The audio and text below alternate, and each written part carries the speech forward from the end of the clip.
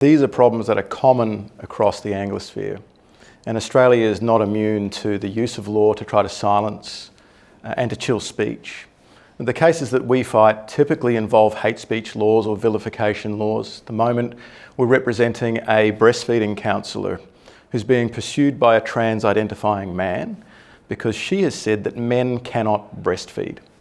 And that is seen as being offensive to those in the trans community who have taken steps to be able to breastfeed.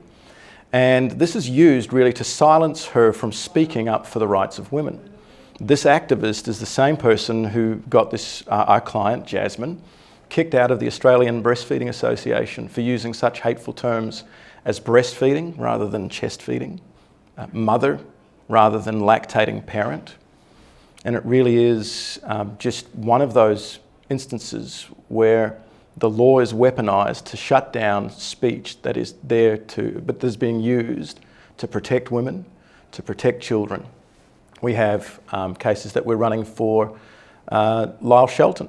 He is a political activist who wrote an article saying drag queens should not be telling stories to children in public libraries, that it introduces them to concepts of gender fluidity that are confusing, that are contributing to the confusion that our children are experiencing. He again has been taken through court by these drag queens for hate speech, for saying that they are dangerous role models for children. We've defended that case for Lyle, we've won that case for him, and yet now the case is on appeal.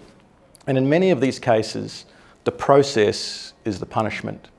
Even if you win the case in the end, the case is in the cultural conversation, and it's saying to other people who share the same views, keep quiet, otherwise this is going to happen to you.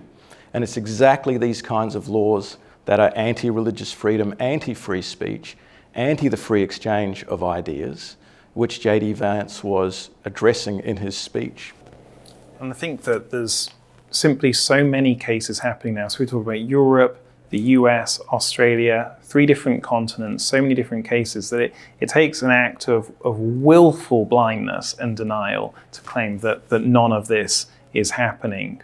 And so my own case that we've been working on, arguably the biggest free speech case in Europe at the moment, is again an example of the process being the punishment, because it's 5 years and counting since I went to Helsinki, Finland to meet with parliamentarian Päivi Räsänen, who's been a member of parliament for almost 30 years.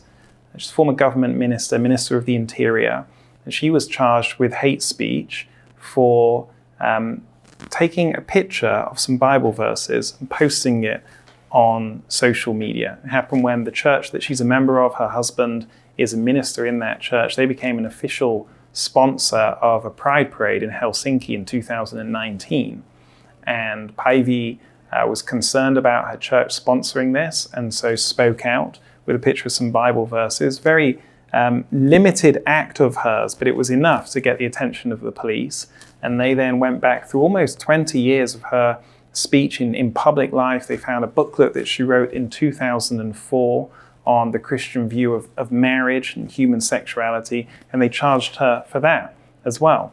And then a radio show, much like this one, debating these different issues, they took 2 minutes out of context and created a third criminal charge for that as well. As a result of these 3 actions, she has spent over 5 years now being pursued through the Finnish criminal courts. She was indicted, prosecuted, she was acquitted at first trial instance, she was then acquitted on appeal, and now the Finnish general prosecutor, the highest prosecutor in the country, has taken that case to the Supreme Court of Finland, where it will be heard later this year. And so in terms of the process becoming the punishment, this is Exhibit A. This is over 5 years of someone's life dragged through criminal courts for simply expressing their deeply held beliefs.